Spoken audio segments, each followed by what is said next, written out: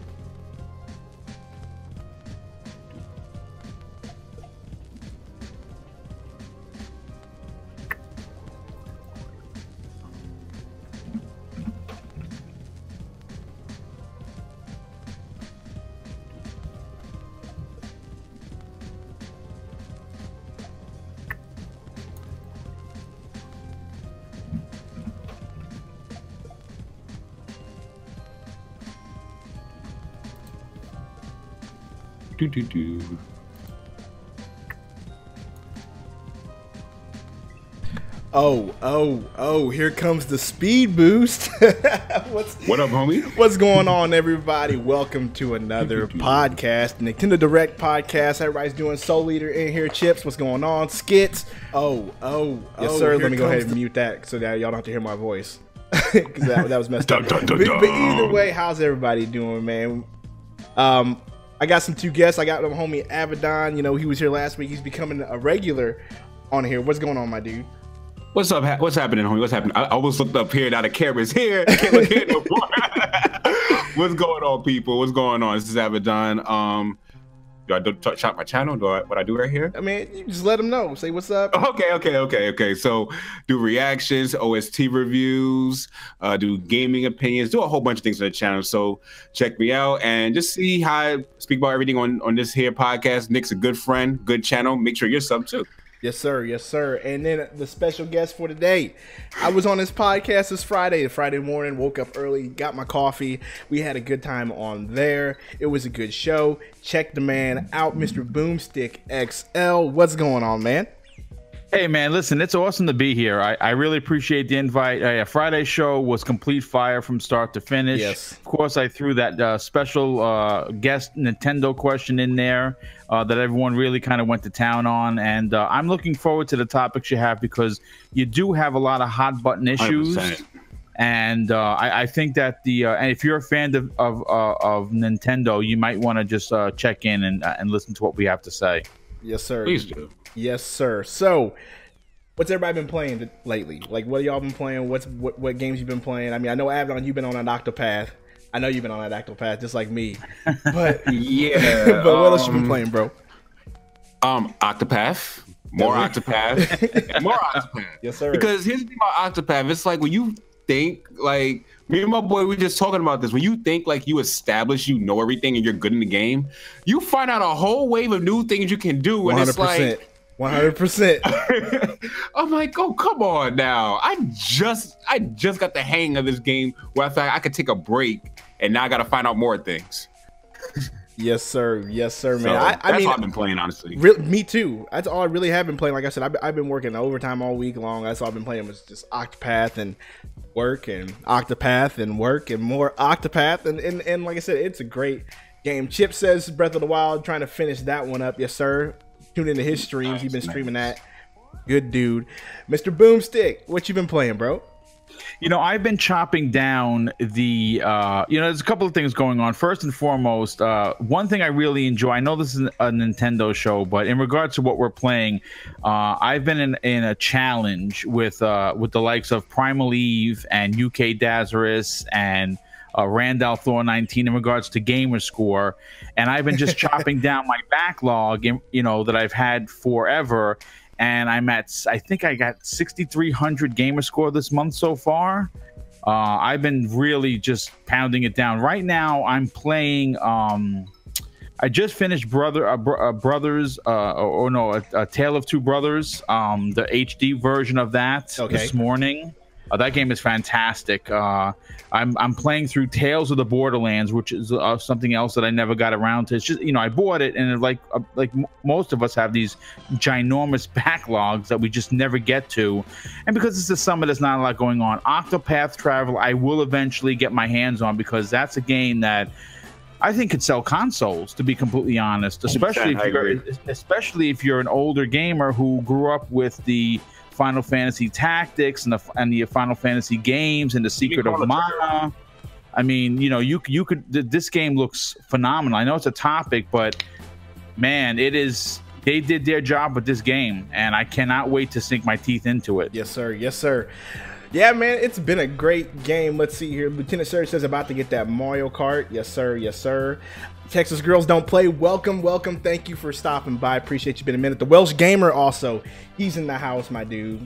Thank you for stopping by, my man. He is a regular on the Saltiest podcast. So appreciate you, bro. Appreciate you. So we do have some hot topics today. Of course, we're going to talk about Octopath Traveler success. That game is, I mean, it's not been like a big summer blockbuster, but to me, it's been enough of one. To me, it's game of the year. Oh, I said out loud. Oops. Oops. And then the other topics we got Nintendo up here talking about how they are open for crossplay on all third-party games. They are also out here suing ROM sites for their own personal property out here. Also, if you have a cracked Switch case and you want to get that fixed, well, right now it's $180 to fix that sucker. And so we are going to talk about 180 pounds, roughly 240, roughly $240 American dollars. Oh, so 240 American dollars, so even more. So we got for that, we're going to talk about that. So the design flaw or the in the right, and then we're going to talk about the subject of single player games versus games as a service versus online games. That'll be another subject. But like I said, Octopath Traveler came out what, 2 weeks ago? Nah, yeah. Week ago. That was a week ago. That was 1 week ago. Been out a week ago, and I mean, this game right now is like, so far in Japan, it says here that it sells huge in Japan. 90% of its shipment is sold. We've heard people having issues getting their hands on this game physically. Abaddon, you are one of them, but that's a different story. Salt in the wound there, bro. But either way, we've heard these stories, and I mean, this game, as far as people saying that it may not have been successful in the success that we're seeing with this game, bruh, I mean, how good is this for Nintendo? Let's start with you, Boomstick. Let's start with you. Well, you know what this proves, very simply, and it really just kind of draws a line in the sand with gaming, is two things here. One, old school RPGs are relevant in 2018, right? That's right out of the gate, okay? And I think that's a big, stake in the sand kind of a statement, because when I mean, again, I'm an older gamer. I think that's well established. When I first saw the trailer for this game, I was immediately like, day one buy. It's going to be a big seller. And again, here's the thing, folks. What is it first and foremost?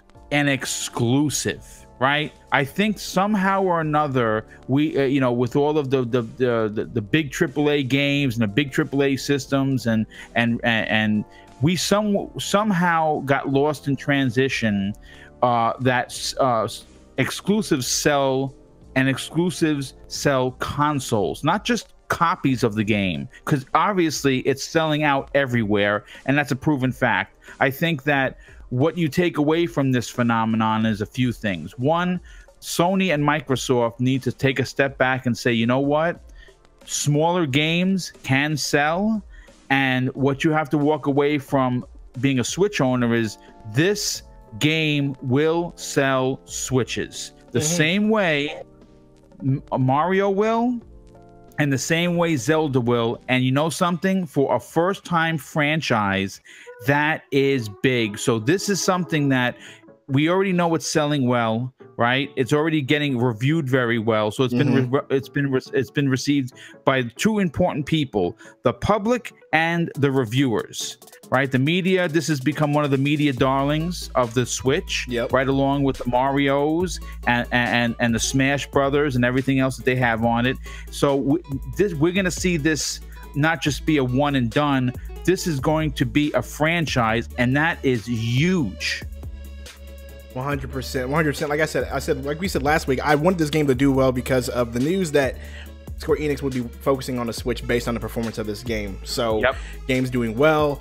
That means we're gonna get more Square Enix content specifically for the Switch. My man Avedon. We've talked about it last week. We can talk about it till the cows come home.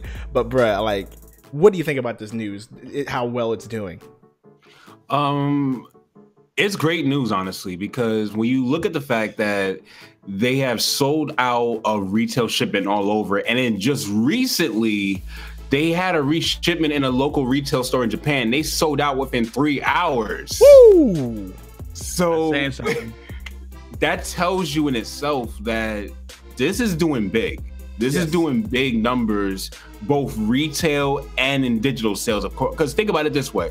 People are not going to wait until the retail comes. They're going to want to play this game because it's almost human nature to want to be in the loop when everyone's talking about it. Yep. So everyone is going to start getting this game. And like what Boomstick said, to piggyback off what he said, I believe as well this game can sell consoles because this is an exclusive. This is not another game that you can get on another console, or a game that even has plans on being ported to another console at that. So there is so much incentive for this game to be a console seller. But at the same time, Broomstick, I'm also going to say, because it's not a super graphically demanding game, people have been downplaying it, and people have been saying, what's the hype about it, or finding some type of fault with the game because they can't play it on their own console. I mean, I got a, PlayStation 4 controller right here. My PS4 is right there. But guess what? I have to use this controller to play my game wherever I want to go. This controller right here is an option. Yes.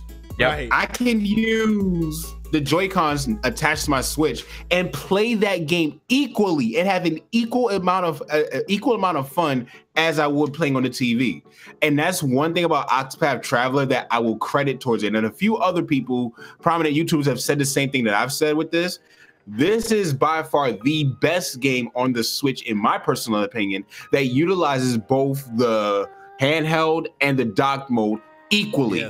Yes. There's not in one instance where this game looks better in both docked or looks better handheld. I said it last night when I was streaming too one time. I was like, this game looks equally as good because I clocked in 5 hours easily handheld.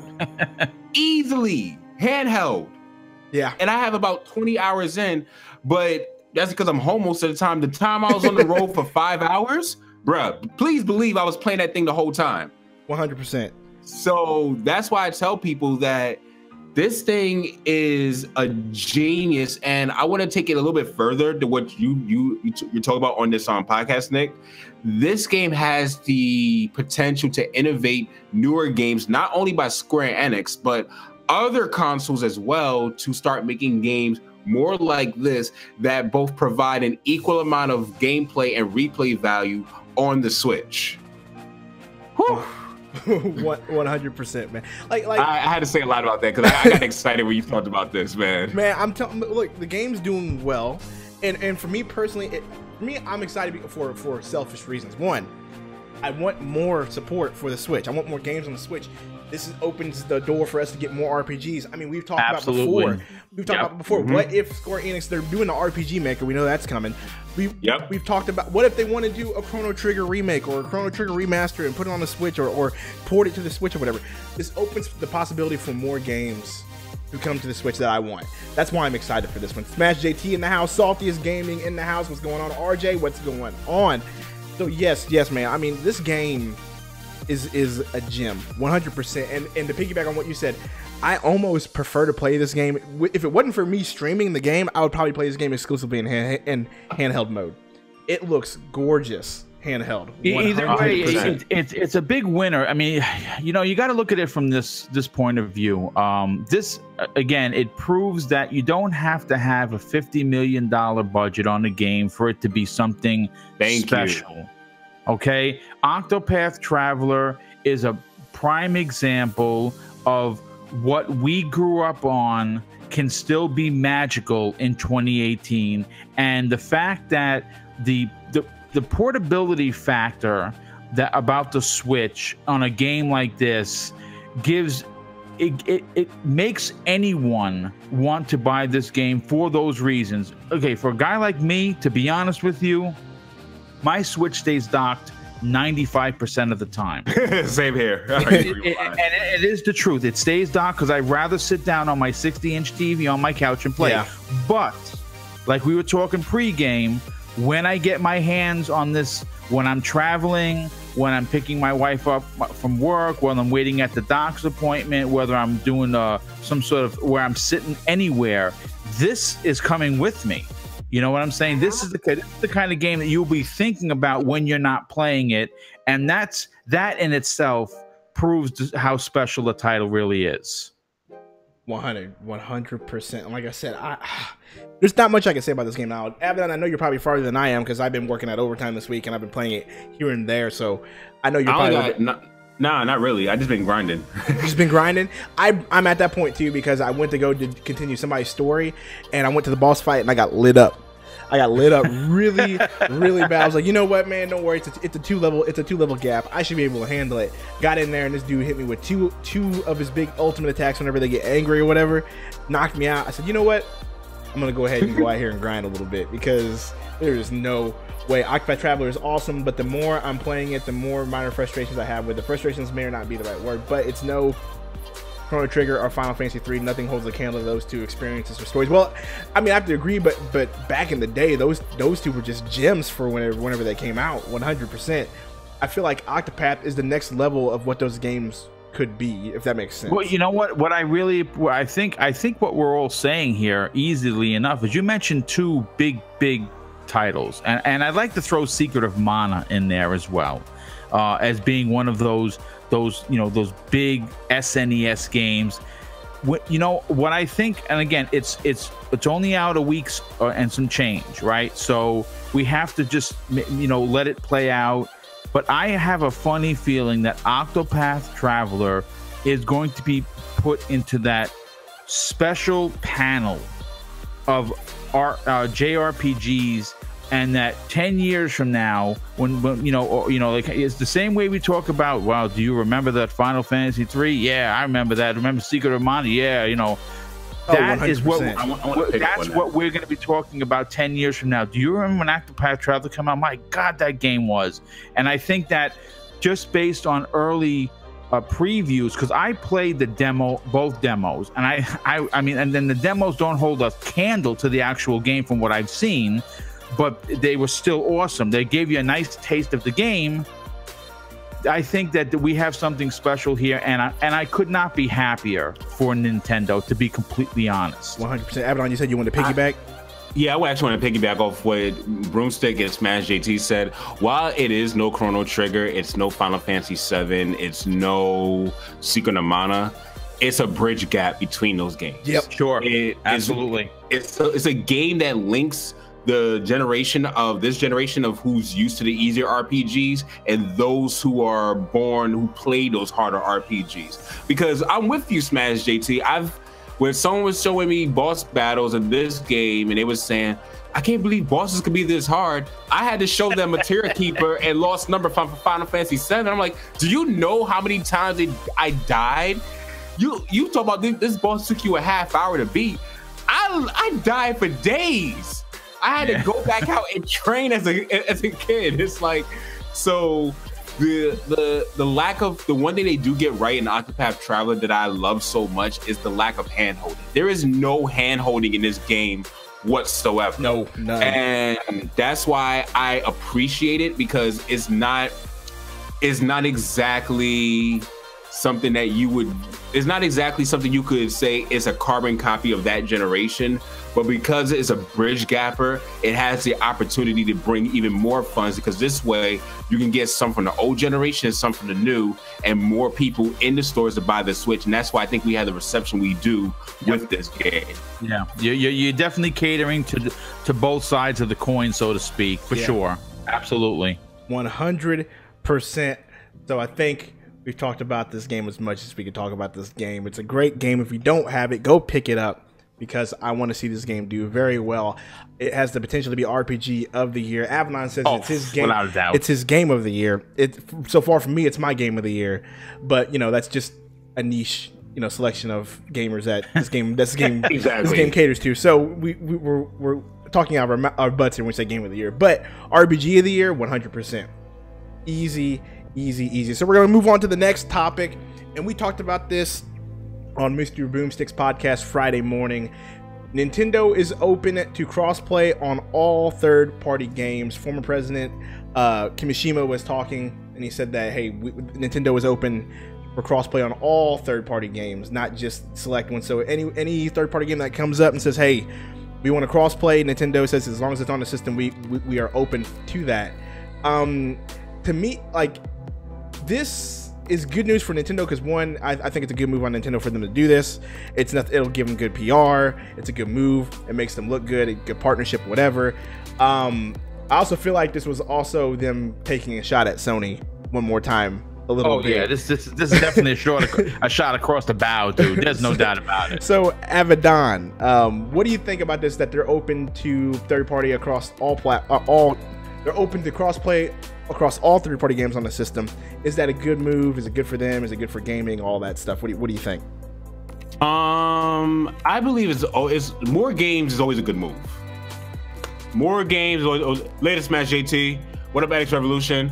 More games is always a good move. Because everyone's complaining about we're going to get more shovelware now, because we say more third-party games. That also includes more indie titles as well. Yeah, I feel like it's always a good thing. It's always a good thing to have variety on your system and more options for people to play.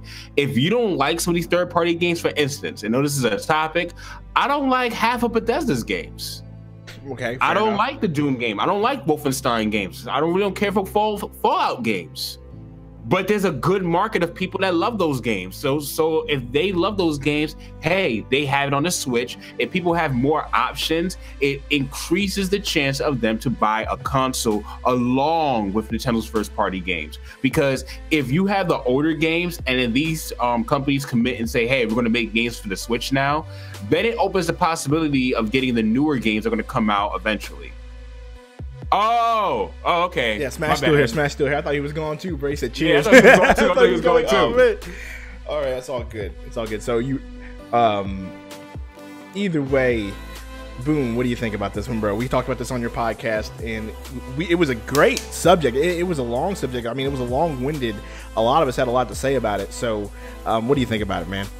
Well, here's the thing, and I want to reiterate on a lot that we talked about on the show on Friday morning. First of all, you got to look at it from a couple of angles. By Nintendo allowing this third-party crossplay, that's not where the door finishes opening. They are going to be accepting cross progression.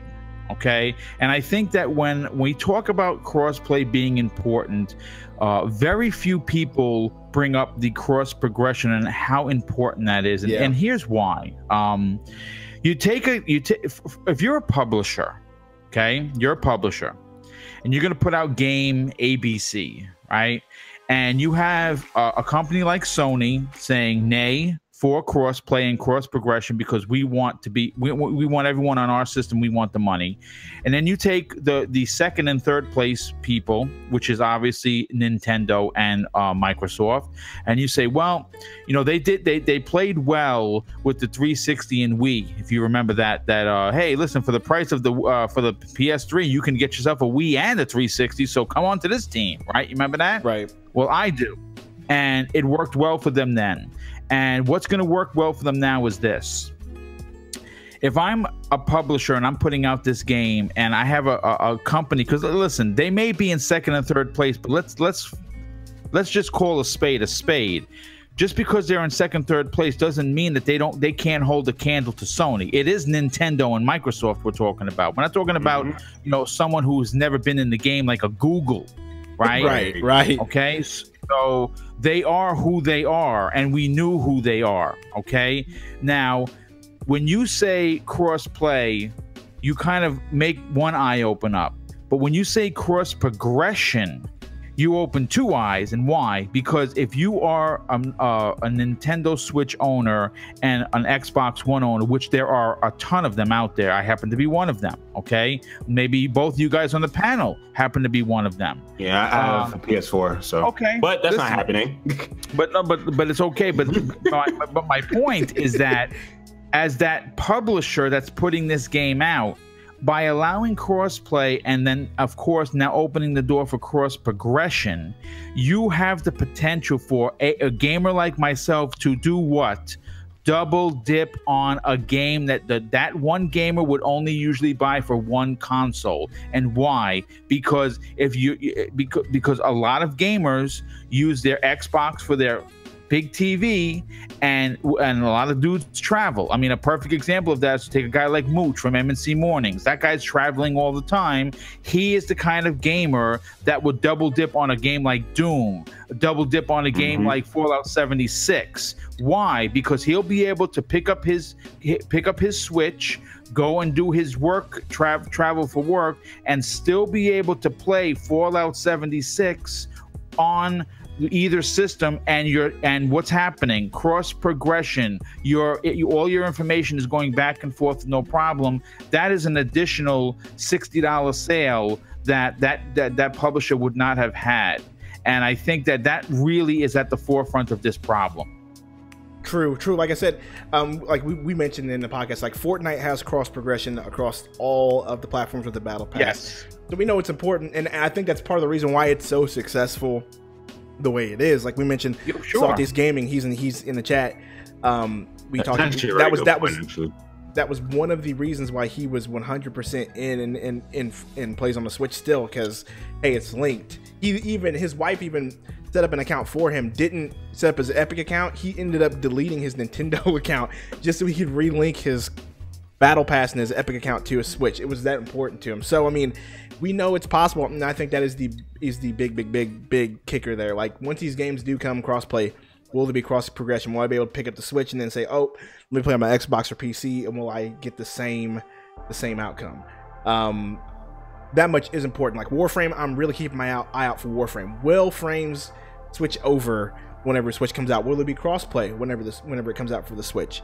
That's one thing. But like that Dreadpool said, cross progression is just as important, if not more important, than crossplay. 100%. Like that is the big kicker. Can you make that happen? Anybody else care to elaborate? Well, I mean, I'll just finish with this. I know Saltiest Game has just popped in. He's, first of all, check out his stuff because he's awesome. Good dude. Also, he's a good friend of the community. He had made mention of Fallout 76 would not run on the Switch, and he is partly correct when he says that. But the same way that they're going to use the cloud to run Resident Evil 7 is the same way they're probably going to be able to use the cloud to run other more advanced games. And I think that the cloud power is going to relieve that stress from the actual console. So again, it has not been announced for it. I was just saying as a general term, but you just never know. Also, don't underestimate Panic Button, because they've been proving us wrong with these ports. Yes. I also want to say that you don't necessarily, any game can run on any console. It's all about what sacrifices that developer is willing to make. Right. That's the truth of the matter. Any game could run on any console. Don't believe the lie out there, hey, it can't run. No, it's more about how much time and resources do we want to make the sacrifices to make this possible, and will the sacrifices look good on screen? Right. That's usually what it is. And you have a developer there, NX Revolution, who could probably co-sign on that as well, because he's in the process of knowing how to become a game developer.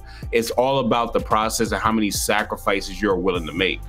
But with all that said, I love what you say about cross progression, because it's something that I necessarily didn't really think about until you just said it. Like, I didn't even think about that. So for so many, cause I play for my Fortnite rarely on my Switch, right? But when I play it on my computer and my Switch, it is linked.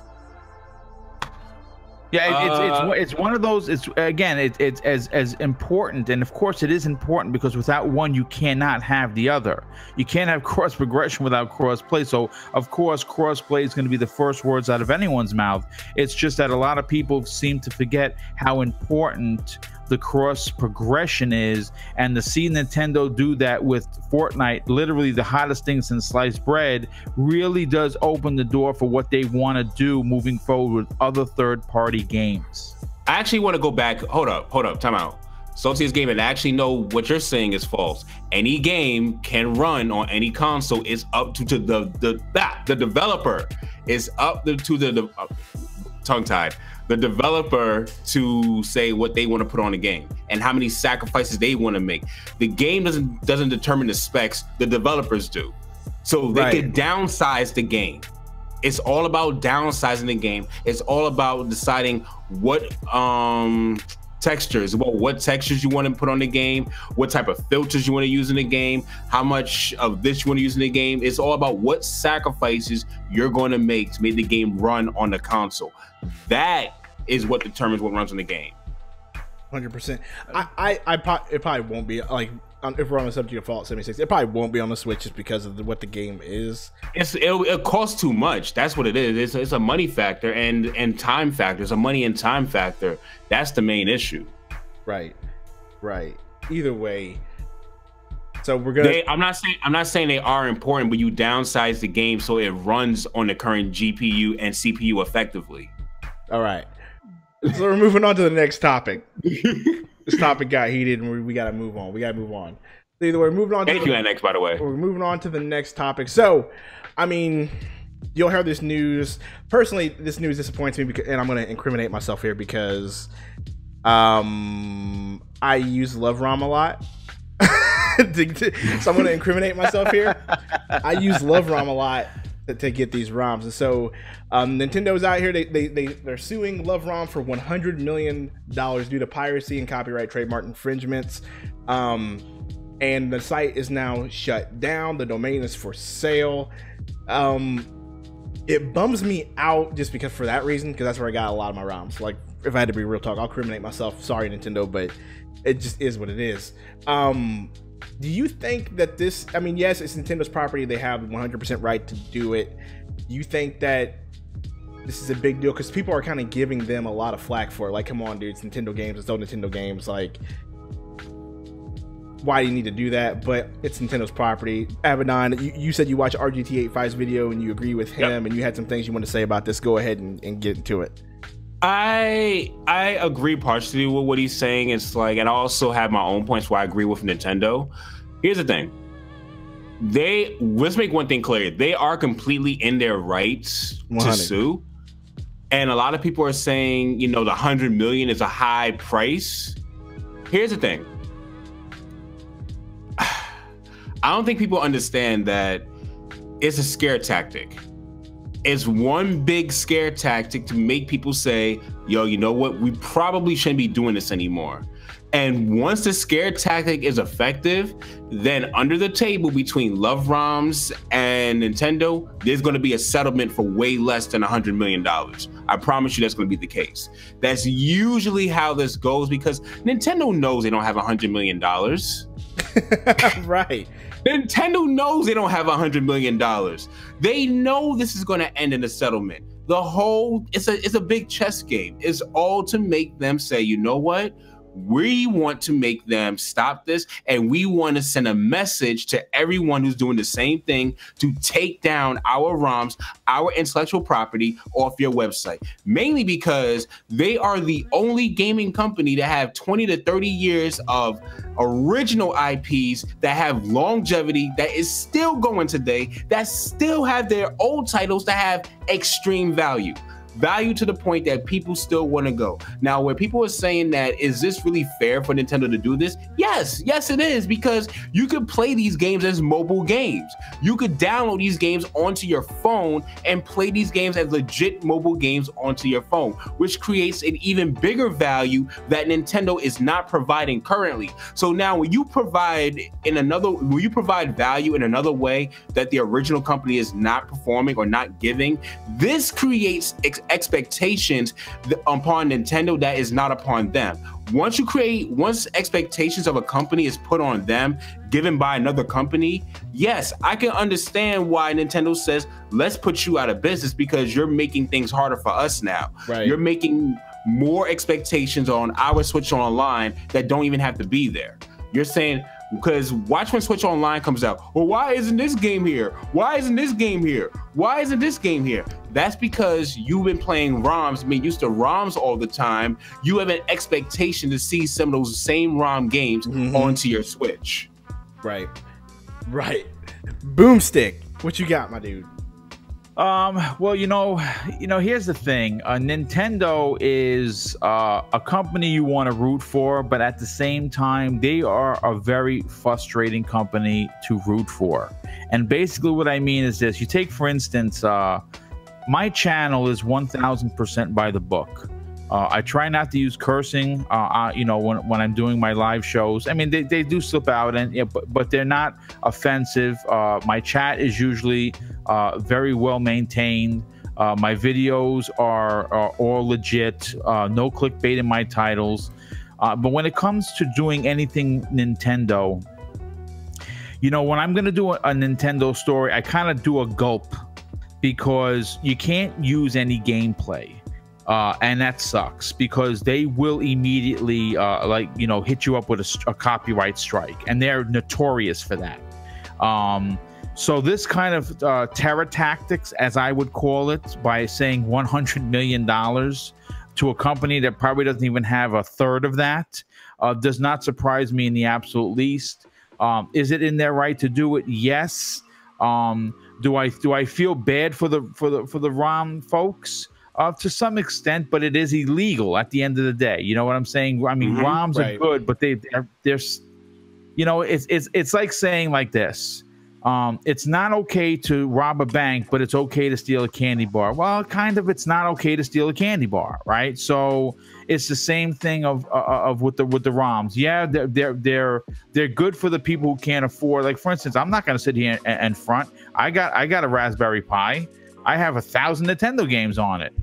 You know what I'm saying? But you know what? I also own 40 Switch games, and forget what I have in storage in regards to SNES and everything else down the line that I've owned, GameCube, you name it. I own all the games. So even though I like I said, it sucks for the people who depend on the ROMs, but at the same time, they are illegal. You know what I'm saying? So this is like, it's funny. Like I said, I feel I have like a 50-50 thing going here. I feel bad, but I also understand at the same time. No, ROMs are illegal. ROMs are illegal. Anything you buy, anything you don't purchase, right? If you don't buy it, is illegal. If you download it onto your system for free and you can play it, that's illegal. 100%. That is an illegal purchase. That is illegal. I don't care what anyone says, because I'll put it to you like this. From a creative standpoint, if I create something and then someone downloads it without my permission, that is illegal. And especially if you have the option, because once you download it, you have it in your ability to go ahead and resell it. That is illegal. 100%. Chipson says, so the fact that they are deciding to sue this ROM company now is because they're having the Switch online. They sued these companies before in the past while previous systems were online. I'll respond to you in the chat, Smash JT. Smash JT's second response is actually the correct thing. If you don't own the original copy, then it's illegal. But in most cases, most people don't own the original copy or don't have the original copy. That is most cases. But yeah, that's the gray area that Smash JT's in. That he's right. If you own the original copy, then you're in a good already. 100%. You're all right if you own the copy. Chip says, have they sued? I mean, I'm pretty sure they've gone out and sued companies before. It's their property. Like everybody said, if it's their property, they have the right to do whatever they want to. If people are out here giving it away, I mean, they have the right to shut it down. Just, people are out here saying, well, it's not right. These games are old. Why are Nintendo doing it? But, it's Nintendo's property. If you own a backup listen, look how much money that they made, Nick. Look how much money. You want to talk about what does it matter? Their old games. I'll tell you how it matters. Look how much money they freaking made with the SNES Classic and the NES Classic. So there's your point. $60 and $80, and they're just getting in stock 2 years later. So. Yeah, old stuff sells. 100%. And that's the whole thing. One thing I do want to say towards everything, and first of all, my bad, Smash JT, you're absolutely right about that. I do want to, retract my statement on that, because I was incorrect about that. So I want to retract my statement a bit and just say, yeah, ROMs, if you don't own it, then it's legal. But if you own the original copy, then you are allowed to have a backup. But one thing I do want to say in general, Smash JT and to everyone who else is watching, these ROM sites, they devalue the actual original copies of the games. They devalue the games ever coming out ever again, because if someone has the option to get it for free somewhere else, do you really think someone's going to pay even $5 or $10 on someplace else where they could get it for free? The chances are no. The value isn't there.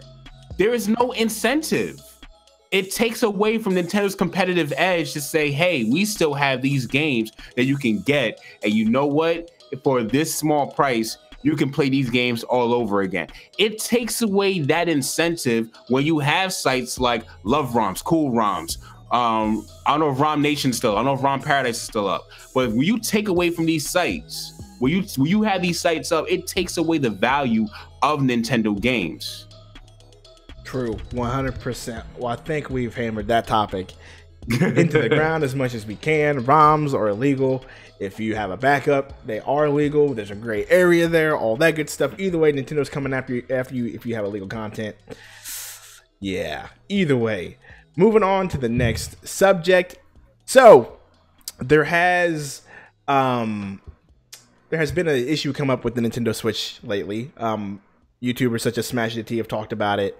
So there are cracks appearing on your Nintendo Switch casing next to the vent where, the hot air would vent out, when your Switch is getting hot, obviously.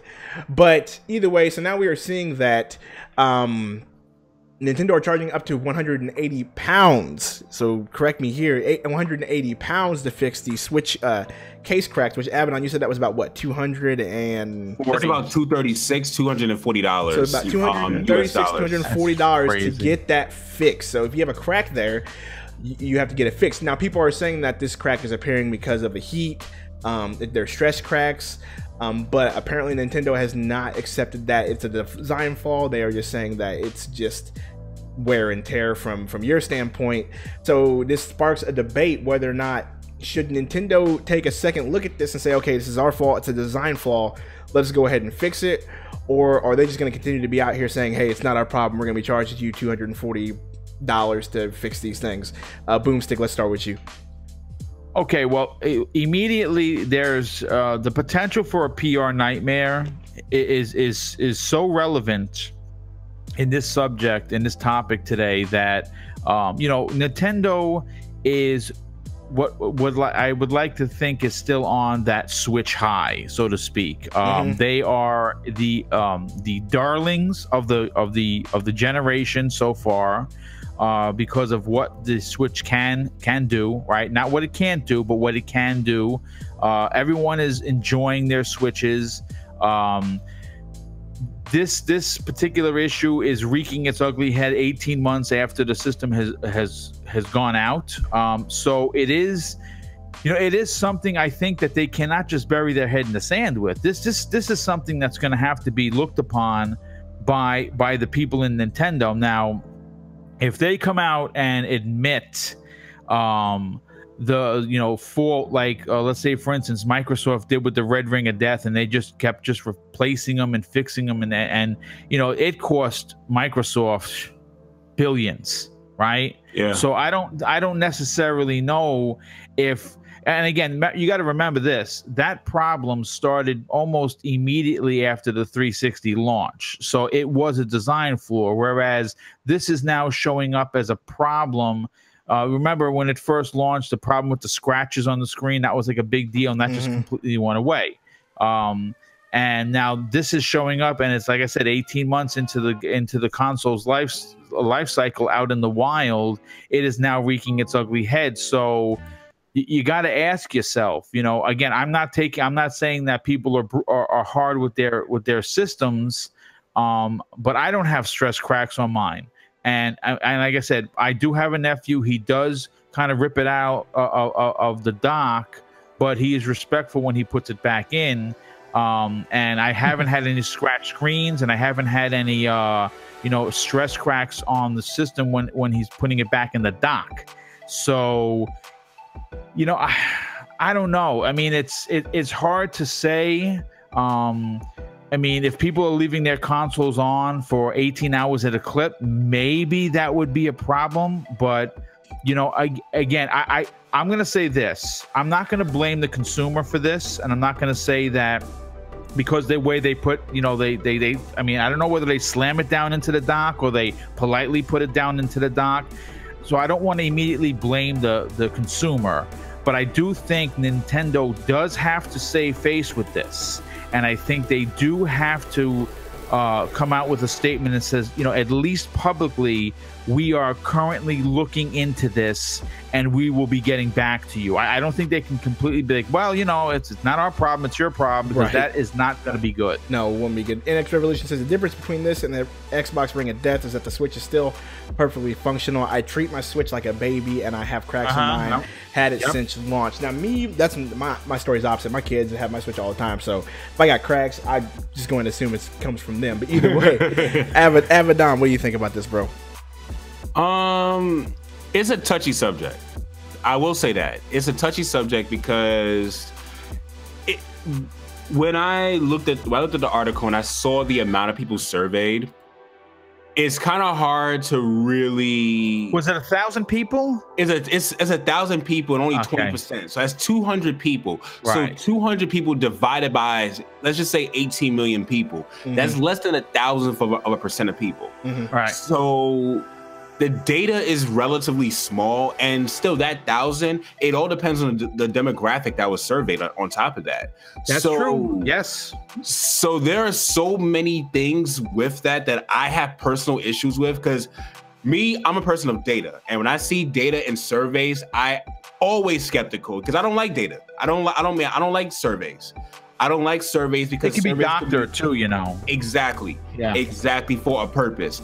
Now, the reason why I want to wait is because, like you said earlier, we had previous issues earlier in the year when it came to the Switch. We had the scratches on the Switch. Yep. We had the systems curving a little bit. You had so many different issues with the Switch. Yeah. But after a month of when you first heard the case, it goes away.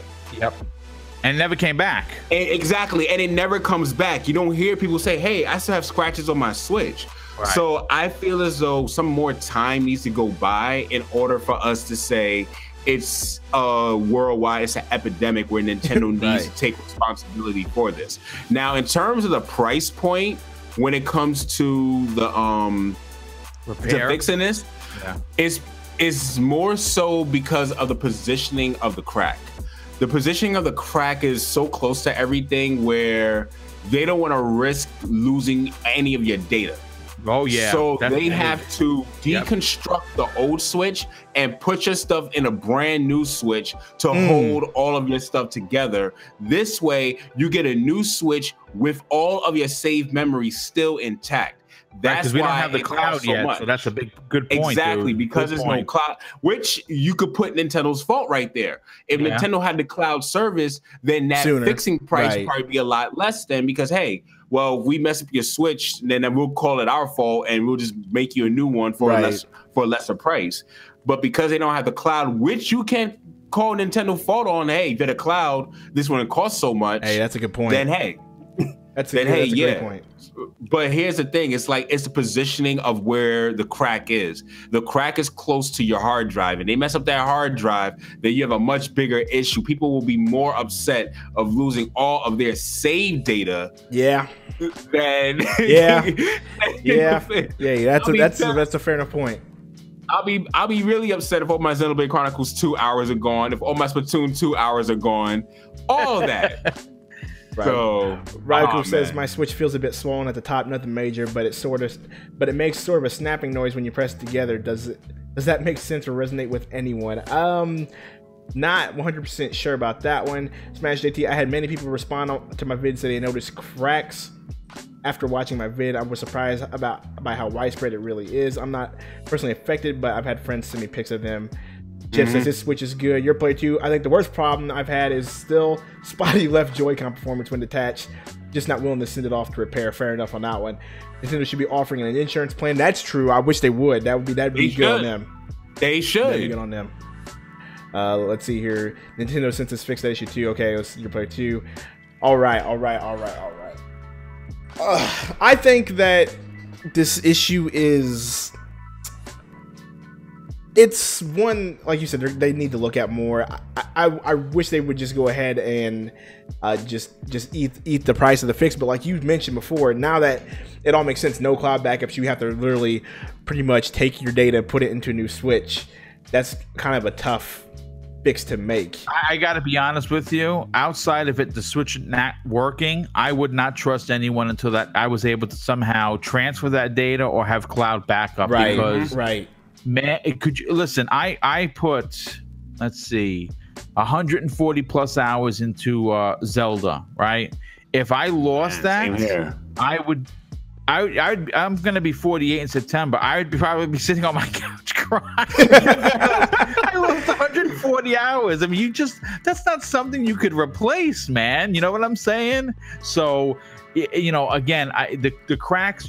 Again, some people are completists. People feel like they will say I feel cheapened by my thing not being mint, let's just say, and it bothers me, and I get that, because you know what, that's your stuff, and if you take good care of it and it cracks it without you having done something, of course you're going to feel slighted. But because there is no backup right now, I would really consider holding on. As long as your Switch is working and that crack isn't really affecting how the system plays, I would be very reluctant to send that away, because like I said, they could, the tech that's doing this, like, whoop, oh, sorry, there's probably some sort of an NDA you're agreeing to that you don't know about in that small print when they say they're going to fix it, that if they lose your data, oh well.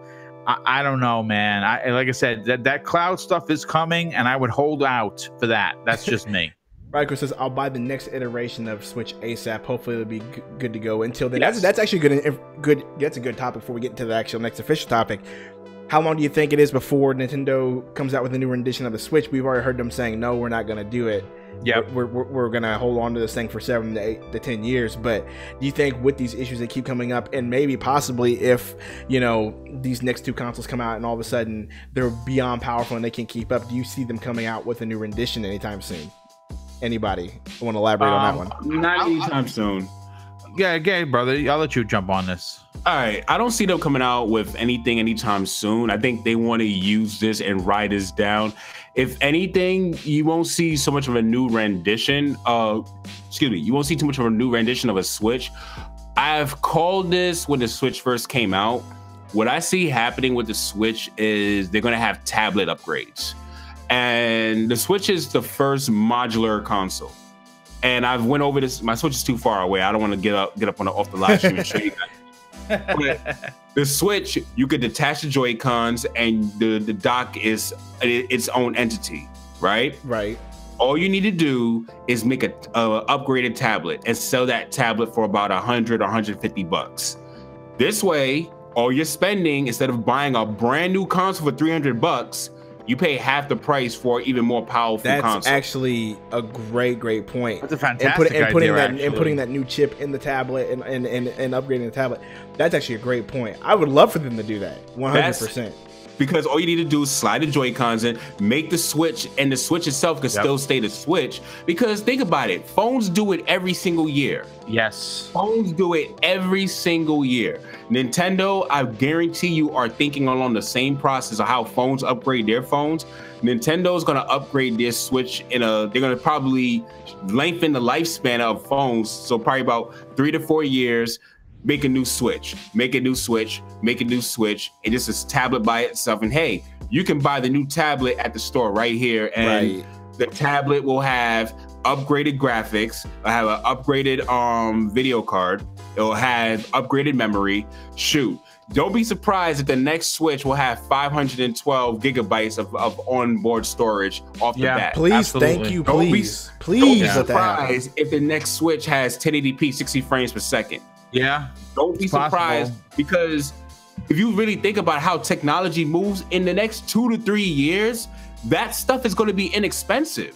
Yeah, it will be 100%. I can't disagree with that one. I would hope that would be the route they go, because like I said, I fear that if they stay stubborn, and I fear that with the way we're getting new graphics cards and these consoles are rumored to be coming very soon, it does bother me a little bit that they won't be able to keep up. But other than that, we're gonna move on to this next subject. I put in 2 articles in here, and I kind of wanted to tie them together, because one was talking about the online only games as a service, and why this person feels bad for the young generation, talking about how they're not going to be able to get the experience of playing the classic games we used to. That's so silly. But then tie that into because that is pretty silly, but tie that into this right here, where Bethesda says that they are worried about their whole single player games. They're looking at a new way to make their single player games, and look way to I guess market them or develop them. They even took their time out of the gaming awards to make a save the single player campaign, because they fear for it. So I kind of wanted to tie these two together, because it kind of makes sense, because games as a service is kind of killing the single player experience, because we see these games starting to just come out with, like, EA has already said that they're not focused on making single player games. They've already killed off, that one Visceral Games was making that Star Wars game. They said, nope, we need to have games that'll make us money like Ultimate Team does. So nope, you're not making that game. We're going to move it on. So we're seeing that sort of move on. So I'm ready to go in. But I already hear you're ready to go, my dude. I see and hear that you are ready to go. I'll just go ahead and let you take over. In on this. Go ahead. Oh man, first of all, that is the biggest little bull I've ever heard. First of all, let's break this down. Games as a service ruining first player games. What was game of the year last year? Breath of the Wild.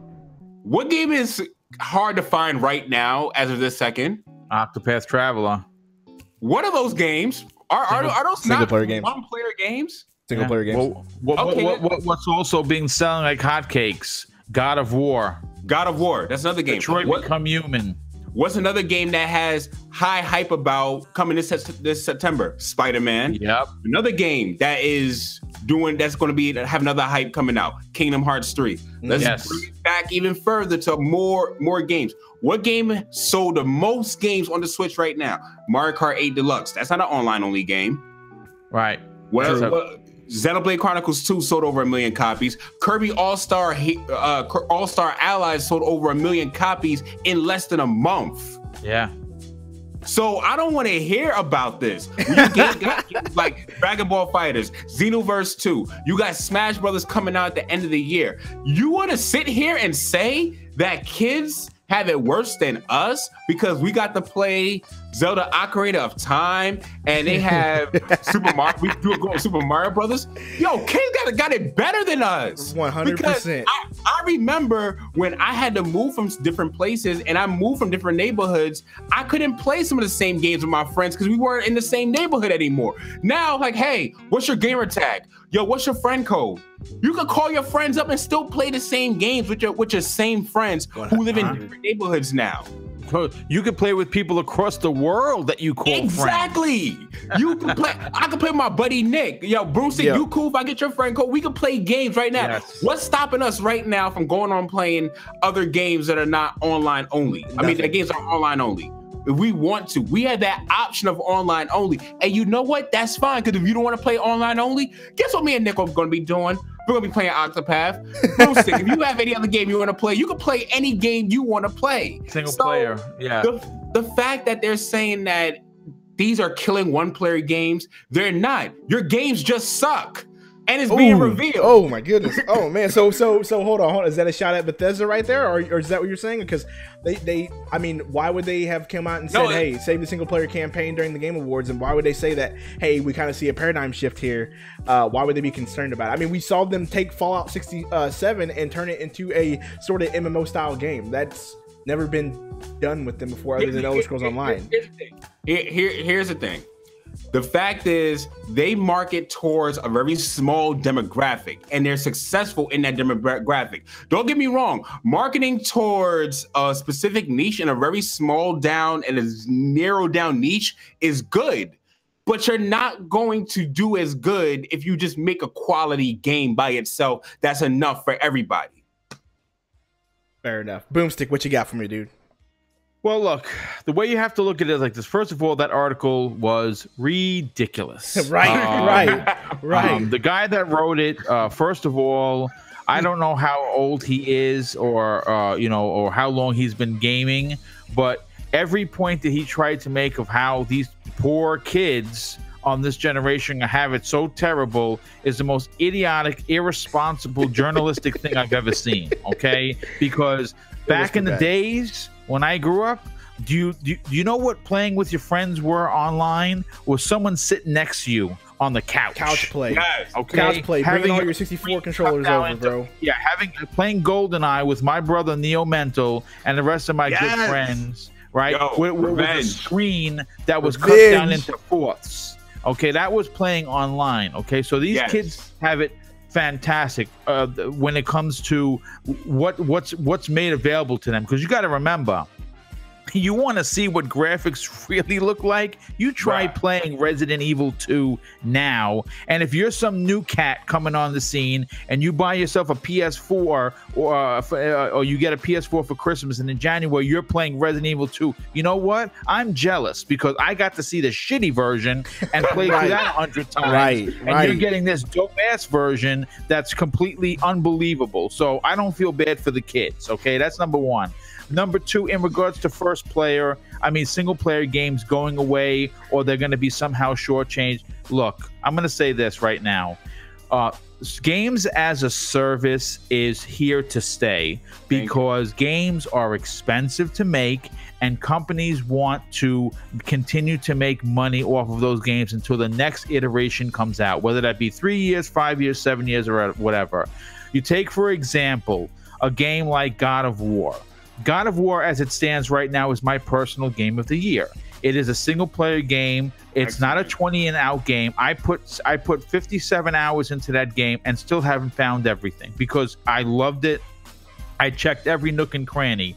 Detroit Become Human, Mario Odyssey, the Breath of the Wild, and then when you start to move towards like the Xbox games, you take a game like Gears of War. Well, you're getting a massive, incredible single player romp, but they're giving you Horde, they're giving you 5v5, they're giving you all this other stuff.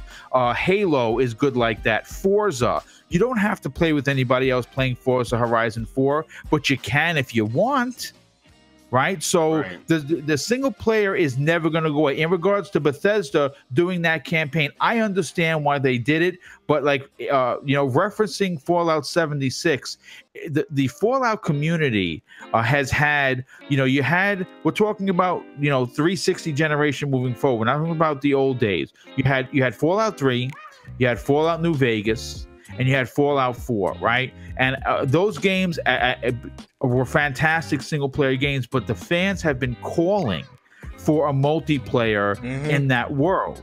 Okay, the reason why we're getting it is because the fans have been asking for it. Right. So, in reality, if I don't want to play with anybody in Fallout 76, I can play it like Fallout 4.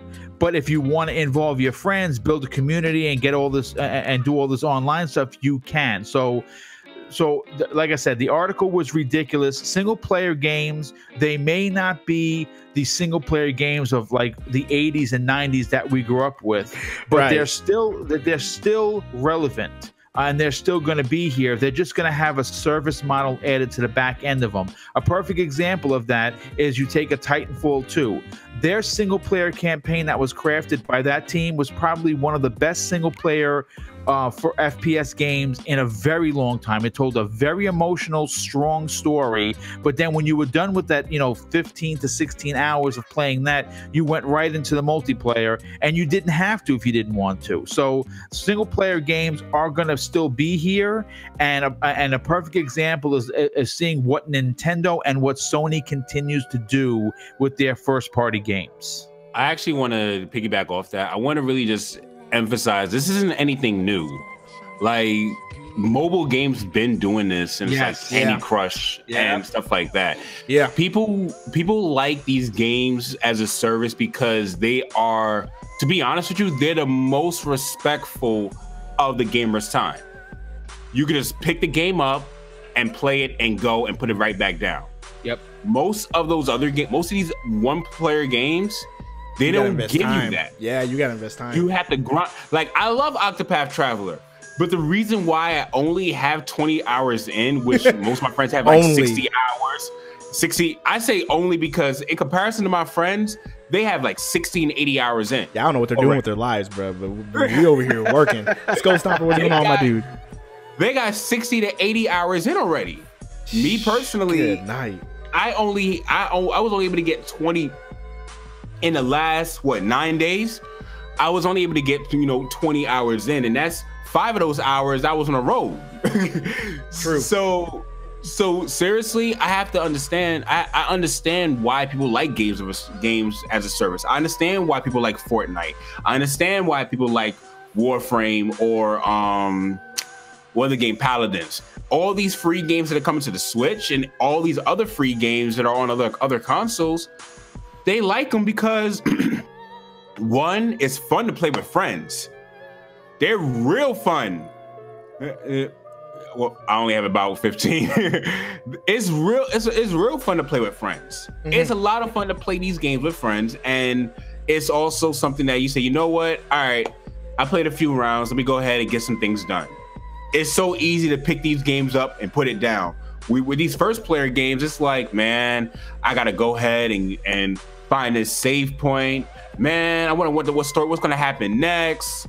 It's so much, man. So I 100% agree that this article, or not the article, but the mindset in general is kind of that games as a service, take away from actual first player games. They don't. Yeah. Just make better first player games. Yeah, fair. Yeah, 100%. I can't disagree with that one. In Next Revolution, you'll appreciate this one. I'm looking forward to that Starfield game. I know you're not a big fan of Bethesda, Abaddon, but that Starfield game, looking forward to that one. That looks cool. I'm looking forward to that one. I'm gonna tell you how I feel about that game. The same way I feel about Dead Rising. Just show me like real gameplay. Show me something other than just a cinematic trailer. Fair enough. Boomstick, you have anything else to add before we get out of here? No, I think if we've all said our piece, this is a really good show. This is an awesome show, man. This is fun. Yeah, a lot of strong opinions from everyone. I think everyone made good sense. It was great, man. Saltiest. No beef, Saltiest. Have a good one. Salty's a good dude. Really good dude. Punk Kiddish in here. Skull Stompers, thanks for stopping by. Hey, man, like Abaddon said, this show was great. It was fun. Good conversation. We had some ridiculous topics. We had some good topics. Everybody that stopped by, you guys are the great. Your player 2, Smash JT, Ryuko, Revolution, Fire Blast, the homies, Chips, Lieutenant Surge. Everybody that stopped by, you guys are awesome. If I missed anybody, I'm sorry. Punk Kiddish in here late. So either way, we have Abaddon and Boomstick. I appreciate you guys for stopping by. You guys have been awesome. It's been fun. It was a good night. We went a little bit longer than we normally, but it was good for it because it was a good conversation. Yeah.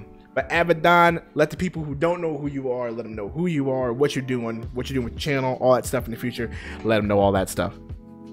My have it done, and I am a good friend of Nick's. I do a whole bunch of I'm playing. I do a whole bunch of stuff, reactions. I do OST reviews.